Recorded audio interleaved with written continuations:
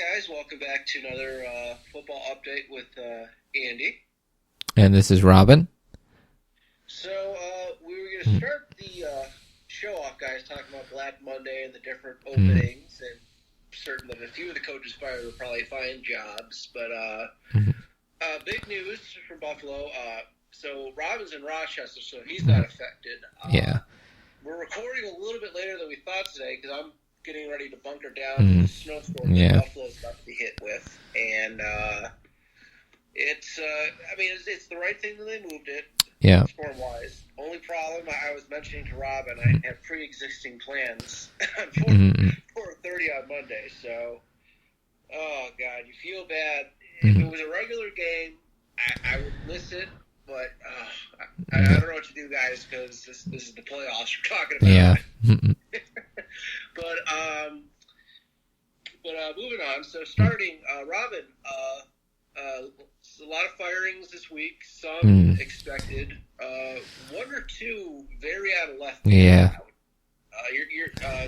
What are your thoughts on the firings and the possible openings? Well, Black Monday kind of extended to Black Tuesday and then Black Wednesday, and there was a period of 24 hours between Wednesday and Thursday that, three of the better coaches and maybe the best that I've known in my lifetime and maybe in yours too, for whatever reason were out of a job. If you include Nick Saban retiring from Alabama, and he had Bill Belichick being let go in New England. Well, they kind of said parting ways, but it was a nice way of saying we don't really want Bill Belichick to be the coach anymore. And then them replacing him with basically someone that was thought to be the coach and waiting for a while, Gerard Mayo. 37-year-old Gerard Mayo, who had been a linebacker, has been with the Patriots staff for a few years now. And then Pete Carroll, basically, again, parted ways. He could be a consultant or an advisor, but, those were the three big ones within about Wednesday afternoon to Thursday afternoon that made news. And then, trying to think who was Mike Vrabel was one that was... Yeah, that was the biggest shocker for me. Yeah. Just because, if you think the last 2 years, that previous GM got rid of some of your best weapons. A.J. Brown traded at the draft, yeah. And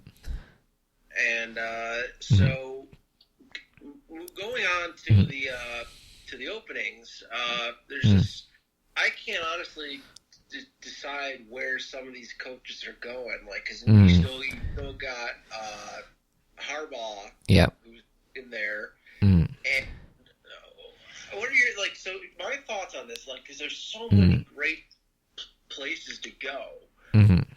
You got Washington that has the second round pick, right? Second pick, yep. The second pick. I'm sorry, I should say the second pick. You already got a pretty solid defensive core despite losing Sweat and Young.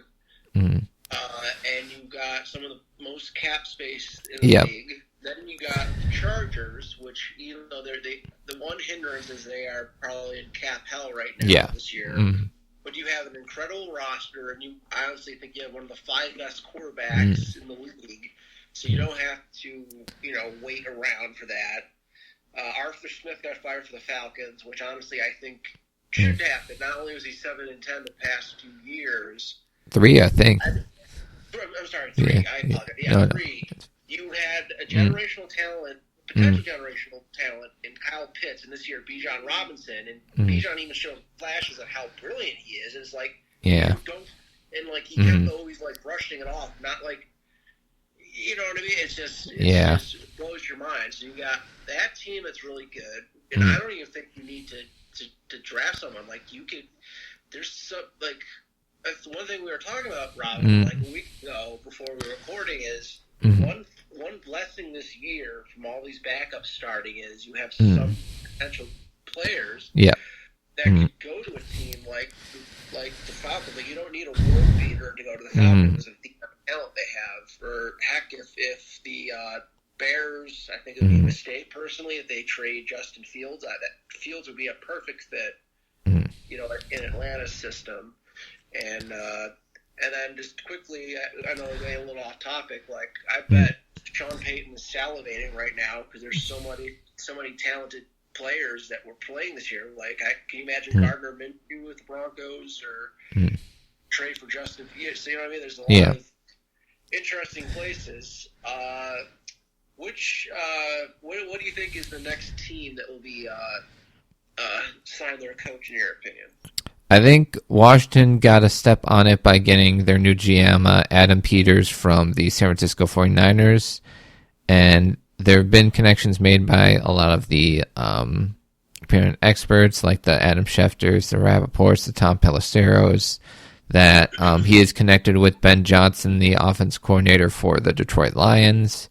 And depending on what happens with the Lions this weekend, something could happen very quick in that regard. And I think that would be a good spot if he looked at the top 2 or 3 quarterbacks, the Caleb Williams, the Drake Mays, and Jane Daniels. And if he looks at any of those 3 quarterbacks, all of them as ones he'd like to work with, like you mentioned, cap space, 5 of the top 100 picks. You never know, maybe they can talk to Chicago about moving up one spot in exchange for something. You got skilled people there like McLaurin, Dotson, Brian Robinson, Chris Rodriguez in the backfield, and again, the cap space to kind of remake that roster as you want. So I think Washington's probably next. Falcons didn't do any head coaching interviews until very late in the week, and I kind of look at that situation as, boy, in the NFC South, where there's not a lot of great teams, obviously, and not a lot of great coaches, even with him losing his fastball, Belichick would be the best coach in that division. Mike Vrabel would be the best coach in that division. Now, do you want to go with them, build up that defense, and then hope they can figure out something with quarterback and offense? I don't know. They do that, like you mentioned, the skill people. 3 top 10 picks the last 3 years on skill people, and yet the offense wasn't great despite Arthur Smith, who was great as an OC in Tennessee, but was never able to get that offense going. And kind of, it always felt like he was good with having a quarterback that was never the star. And maybe you need that in Atlanta, or maybe you don't, like you mentioned. And I'm trying to think of the other Chargers. I think they're meeting with Harbaugh this week, so that could move along very fast. And trying to think of any other places. And Patriots, we already mentioned, they're all set. But yeah, those are my thoughts on who could move fast on their coaching hirings. I will say Antonio Pierce was a brilliant move to be interviewed by the Titans, because I think we all know he wants to stay with the Raiders, but that might light a fire part of my crunch under Davis's ass, because like the fans want him as the head coach, the players want him as the head. It's like, dude, do not make the same mistake twice after the team was Dacia a few years ago. Yeah. That's just my opinion. So I'm trying to think. I think we both, the one team, though, that I think of the last people hired. Oh, yeah. Like, no one wants to go to the Panthers right now. Yeah. Yeah. They have to. They don't have a first-round draft pick. I can't remember what their cap space is like. I think it's like $40 million, but then you have to. Brian Burns is a free agent. Derek Brown's on the last year of his rookie deal, and those are 2 big D linemen that theoretically would get paid a pretty handsome amount. And you still got to get your GM first, too. Yeah, that too, and like I also think which GM wants, because like David Tepper is he's fired 4 or 5 head coaches since he's been owner. He fired Ron Rivera. Matt Rule in season last year, and then Frank Reich in season this year. Yeah. Yeah, that's one position I don't see anyone going in unless someone like full control in their contracts. Yeah. It'd be very exciting to see in the next few weeks. I did want to mention real quick, you were mentioning Antonio Pierce. Apparently, I think Rappaport was the one that said it was Max Crosby has kind of drawn the line in the sand, and been like, this is the guy I want. If he's not the guy picked, I could request a trade. Okay, that was very smart. I really do. Davis make the right choice. Yeah. Yeah. Especially if your top defensive player is saying that. Yeah. And who knows? He might be the one person that Pierce could be the one person to convince Devontae Adams not to try to be traded to the Jets, because apparently Wilson changed his jersey for the next 5. So I'm trying to see anybody else that I'm thinking of. Oh yes, there's speculation that Dan Quinn could be being picked for the Seahawks chair. There's rumors, and then also what are your thoughts? Like, some people are saying if by some chance McCarthy get bounced out tomorrow by the Packers, he might be out, or possibly Tomlin if they lose to the Bills. Do you think there's any validity to that? Or I think a loss to the Packers definitely not help McCarthy. And you do have a guy who's been a head coach in Dan Quinn, who the Cowboys obviously really respect and admire. So if a loss were to happen and you didn't want to lose Dan Quinn, that would probably be a move that they could look at. Tomlin, I don't think he'd be fired by the Steelers. It's possible he doesn't love the quarterback situation, would maybe want to go elsewhere, but he would kind of be stuck. So maybe he'd do the Sean Payton route and take a year off. And then, when a more palatable job comes through or comes open in 2025, maybe do that. I would think for the most part he probably stays in Pittsburgh, but these situations change and evolve so fast. Yeah. So it's very So it's pretty interesting to see in the next week.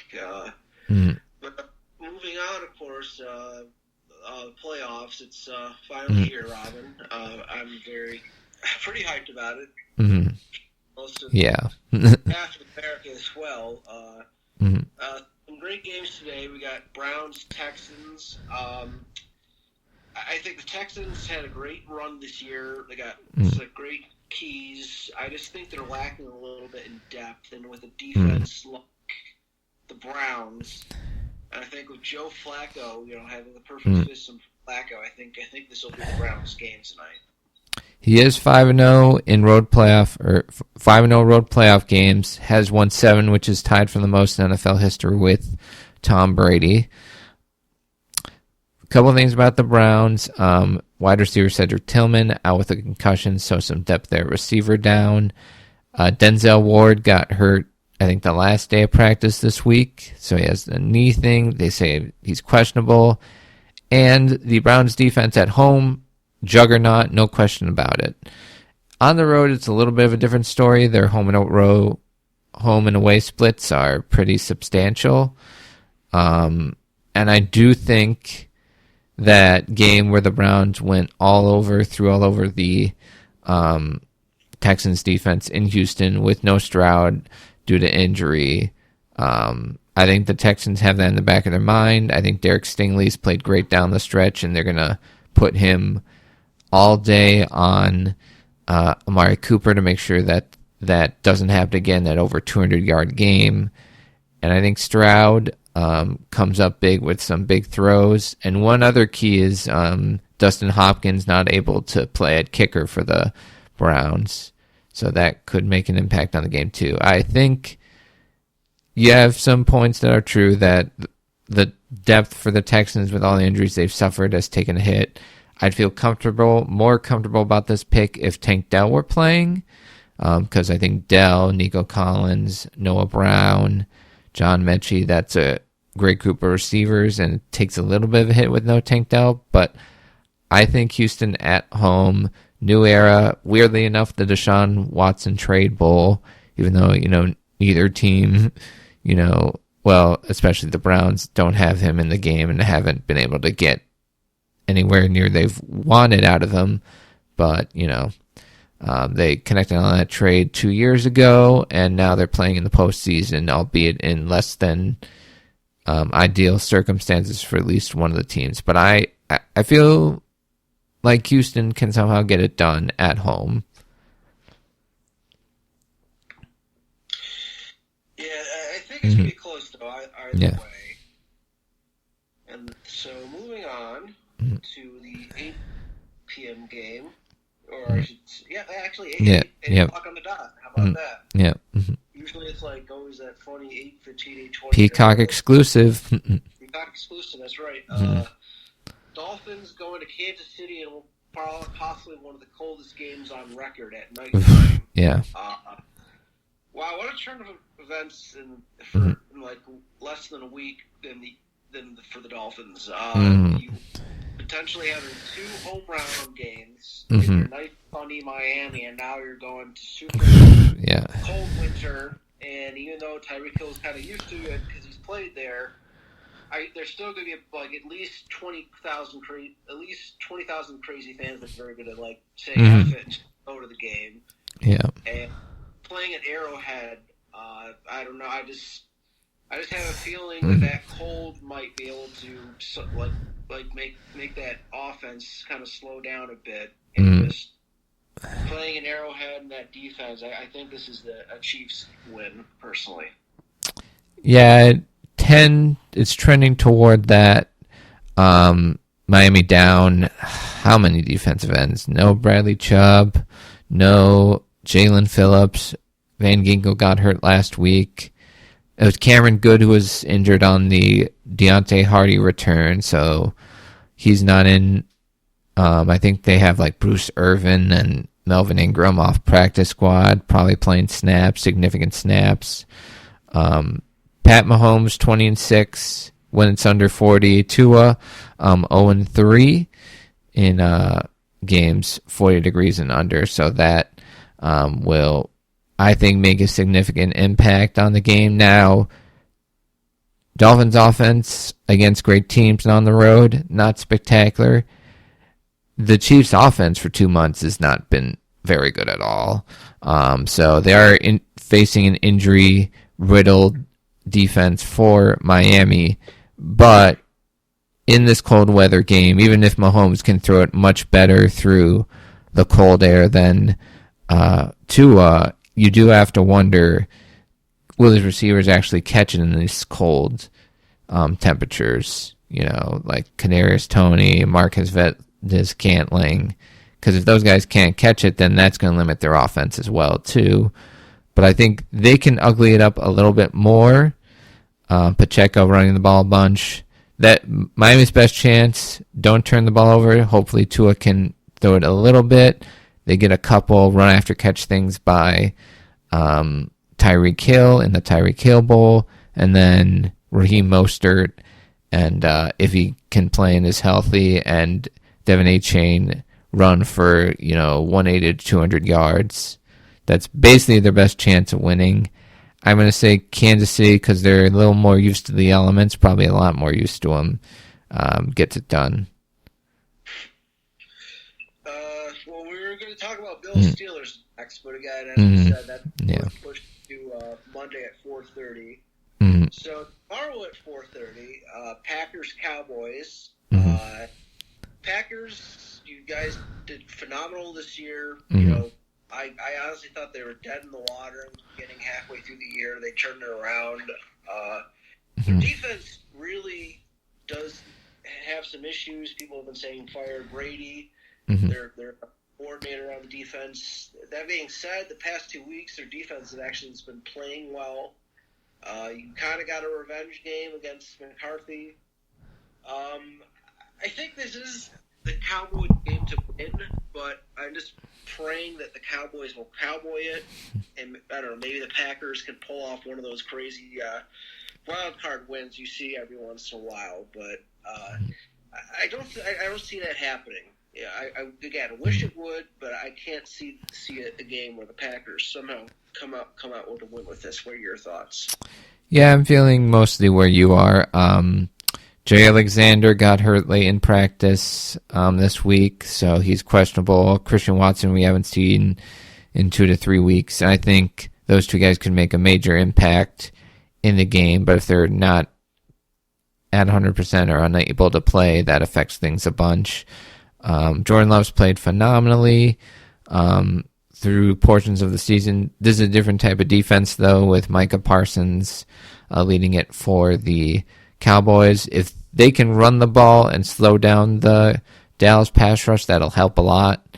On the other side, though, Joe Barry, as you said, not the most well-liked coordinator by his fan base on the defensive side, and I think it was Mina Kimes that brought it up where the Cowboys, Dak Prescott, his best area of the field is down the middle of the field, throwing to tight ends, throwing to CeeDee Lamb on those seam routes, and that's where the Packers are one of, if not the worst team defending passes down the middle of the field. So if Ferguson and CeeDee Lamb can make plays all day long, Cowboys haven't lost at home in 2 years. I think the more experienced team, I think the Packers are like one of, if not the youngest teams in the league. I think the more experienced team with the home field advantage gets it done, but it's Mike McCarthy. Sometimes time management and timeouts aren't his strong suit, and it is against a Packer team, so there's some familiarity. But I'm going to go with Dallas as well. Moving on to the next game, I really wish this could have been saved for the division. The champ. And I felt bad because I was actually rooting for the Rams to lose in the wild card that we could wait. I thought the Rams could beat the Cowboys, but first time in 30 years and the first time in Ford Field's history, the Lions are hosting a playoff. Yeah. Only downside, Matt Stafford is playing against you. So his first playoff game at Ford Field was with the team. To talk about a story of two different tales, you got Matt Stafford returning to his city. Yeah. And you got Goff, who's playing against a team that got rid of him because they thought you're not good enough to win a Super Bowl. And this is in my opinion, the best game of the week story-wise. You and Robin are both film people. Yeah. I mean, you can't write a better story like this. I think it's going to be close a little bit, but again, the Lions could pull off because they are a scrappy team, so you never know the Lions you'll see. I just feel, though, the Rams have Puka Nacua and Cup, and just their one major issue is their secondary. And you got two of the receivers with Stafford, unless their front can just really give Stafford some issues. I can't. I want the Lions to win, but I just think with Nacua and Cup, I don't know if they can score enough to keep up with the Rams, especially if Laporta is injured. Yeah, as you said, Sam Laporta getting hurt with that knee injury for the Vikings. I think he practiced some this week, but doesn't look great from the little footage that they showed. Didn't look at all at full speed or anything like that. So I think that's a big loss for them. And this is kind of the game that the Lions, if they don't win a playoff game this year, it's not guaranteed going forward because Ben Johnson, as we talked about, he could get a head coaching job this cycle. The Packers are going to be around with Jordan Love now. Vikings going to be healthy with Kirk Cousins, and then the Bears have the number one pick and a bunch of cap space. So the NFC North's going to be more wide open next year, and this was kind of Detroit's year to make something of it. Now they did win the division. They're hosting a playoff game, but they're facing a Rams team that with Kyron Williams, I believe, is 8-4 with him in the lineup. And, if he's able to run the ball and they can go play action, throw the ball downfield to Cooper Kupp, Puka Nacua, maybe some plays underneath to the tight ends, that they can put points up in bunches and also manage the game. And the Rams defense isn't, outside of Aaron Donald, not a lot of name players, but they're scrappy. They can make plays. And Jared Goff, a little more turnover prone the second half of the year. And it's one of those games where Goff runs the Lions offense when it's at its peak perfectly. Great O-line to protect him, great run game. sets up play action in the dome, no issues. But when there's a little bit of pressure on him and, they ask him to do something out of structure or, lead a game-winning drive, you ask me, who do you want with a game-winning drive between Jared Goff and Matt Stafford? I think Matt Stafford can pull off more throws against some more difficult coverages and other things like that. So I think it's going to be, maybe the highest scoring game of the weekend potentially. I'm going to give the slight edge to the Rams too, just because they've been there, they've done that. I give a little bit more of an advantage coaching-wise to Sean McVay over Dan Campbell, and I love Dan Campbell and his aggressiveness, but give me LA. Yeah, and before we go to the next, I mean, the only other reason I wish the Rams lost was we could have had Lions-Packers game this weekend. That would have been a juicy game. Moving to Monday, originally Steelers are playing our Buffalo Bills. Again, I'm right now preparing for the Storm as well, so this game is moved to 4:30. I think it's going to help the Bills a little bit more because the way the Storm was going, it would have kind of equally made the Bills' offense, I think, a little more one-dimensional. Like you couldn't throw it as far, Now that they're going to be out of the heat of the Storm, I Steelers still have a good defense, but you're missing Watt, who's the biggest difference maker on that. Yeah. And one of the best defensive player in the league. Despite the Bills' injuries, to get Taylor Rapp out, Dave Davis, I think you can adjust it, and also with the one extra day I think there could be a chance where Sewell might be able to make it back. And I just think, again, I'm not taking anything away from Rudolph. He's having a hell of a couple games, but I just think the Bills need more weapons, both offense and defense. And just in terms of quarterback, this is why I love playoff football is we have Allen. Yeah. Like the game where he's not seeing anything. Screw it, I'm running, I'm going to be jumping over people. Yeah. I think this is going to be a very, very exciting game. And it's not just me going with my heart. I just think the Bills have a better team, and it's at home. It's going to be pretty good. What are your thoughts? Yeah, I hate any game that, comes down to pick 'em for Bills because it's just jinxing it or whatever. I do think the extra day, like you said, it's not going to be a perfect weather game either on Monday because it's going to be, I think, 10 to 20 or so mile per hour wind, still some wind gusts here and there, although they were looking at 65 mile per hour on Sunday up to, and that was 20 to 30. So definitely a small difference there. Still going to be cold. So it's going to be a game that requires the run game to make an impact for either team, both teams. TJ Watt, I think the Steelers are 1-8 in games where he hasn't played since he started his career there. But they're a type of team with Najee and Jalen Warren, where if they can get that run game going, hit a couple shots down the field to a Pickens or a Deontay Johnson, and then get some stuff down the middle of the field to Pratt Freiermuth, they can definitely move the ball at least a decent amount. Although the past 2 or 3 games, we haven't seen them against a great defense. They faced the backup crew for the Ravens in less than ideal conditions, and outside of like one quick slant that Deontay Johnson took the length of the field, we didn't really see them throw the ball that effectively in rain against the Ravens backup defense. So will be interesting to see how they respond to the elements. Obviously lesser elements than before, but elements nonetheless.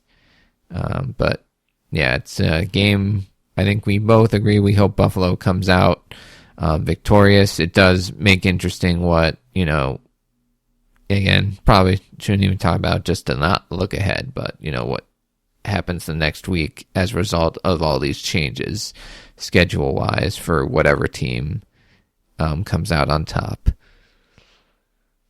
Absolutely. And lastly, at 8, which was originally scheduled, supposed to be the only Monday. You have the Eagles playing at Tampa. What has happened with the Eagles? It's so hot. And even the last game they won, which was against us, that was because Gabe Davis missed a route. They've lost 5 straight. I think they did have one win against the Giants, but that was like the Christmas Day game, and it was like, I think it was one score, and like the very last play, they won by 8, but you could argue could have been pass interference in the end zone. So I think it was 5 of 6 they've lost. Yeah, that's right. Yeah. And also, like you lost AJ Brown. He hasn't practiced this whole week, and he's officially out. That's right. He's officially out, and on top of that, I don't know. I know their offense. I mean, their defense has had issues. Matt Patricia. What is happening? And I remember who was talking about it. I think it was maybe someone on with Sal Capaccio this week. I could be mistaken, but it was some expert. They were mentioning the main weakness that the Eagles' defense has, where the Bucs' offense thrives. Yeah. Again, I can't remember exactly what he said, but it just, I don't know. I just have a feeling that they're reeling. I think the Bucs have enough talent. I know they've been up and down, but I feel like how this defense is, and I just don't see Patricia turning this around. I think it'd be a perfect game for Baker, and I'll say that if Baker has a stellar game, he might have like a 3-year, like a multi-year contract with the Bucs. Yeah. So I think it's going to be a very fun, exciting game. I'm personally going for the Bucs. I will say this: if the rumors are true and they fire Nick Sirianni, that's just a stupid mistake, in my opinion. But that's what we'll talk about next week of that again. But the Eagles, I think they still could pull this out of the jaws of defeat. But I'm still going with the Bucs on this. Yeah, both teams coming in not necessarily playing their best ball. I think the Buccaneers a little better. Both quarterbacks banged up. Baker with ankle and rib injuries, missed some practice time. Jalen Hurts with a middle finger injury. I think he'd only throw the ball one of the 3 practices. So how does it affect how he throws the ball and how often they use the quarterback run game? As you said, no, A.J. Brown. Devonta Smith got banged up with a knee, but I think he should be playing. But, that affects things because AJ was basically the go-to guy. And if the Buccaneers can take away whatever is left in the passing game, because there's not a lot of depth beyond those high-end players for the Eagles, I think Julio Jones might have to play big for them in that case.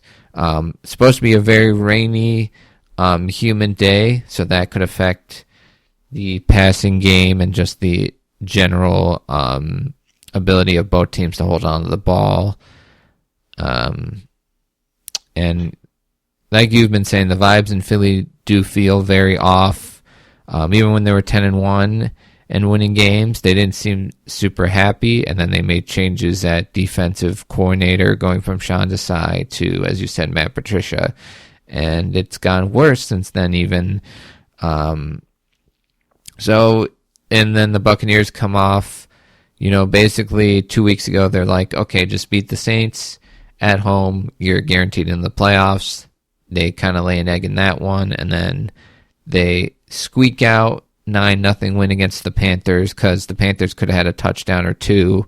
One was, fumbled out the back of the end zone. The other, there was an illegal formation on a touchdown run. And if one or both those things don't happen, the Buccaneers could be sitting at home with the loss of the worst team in the league. Baker hasn't played well the last 2 weeks, but again, ankle and rib injuries affect that.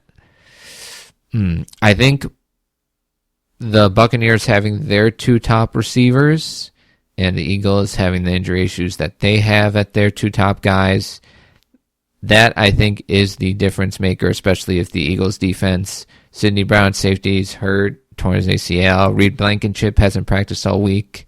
The secondary as a whole hasn't played well in a while. They do bring back Darius Slay, but it's been a few weeks for him.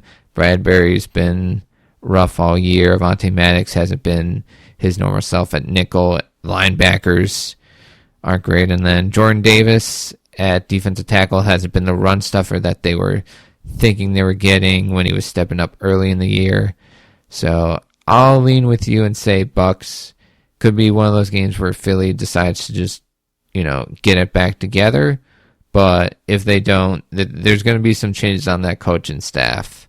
Whether it's the main guy, it's up there for debate just because of how historically bad this collapse has been. Like, this has been 2021 Cardinals, 2020 Steelers, bad, and maybe even worse if they, bow out in the first round, going from 10-1. Yeah, it's just like, and like, just had a bad growing pains year after their Super Bowl hangover, but it wasn't even what bad is this? Yeah. Mm-hmm. Oh yeah, it'll be very interesting, but at the same time, a very, very exciting football weekend. Oh yeah. So very excited. We look forward to talking to you guys again next week. Hopefully more hirings of GMs. I still think the Panthers will probably be the last team to hire. Yeah. I don't see anyone who wants to work for David Tepper, but yeah. Football update for the week. I'm Andy. And this is Robin. Have a good one.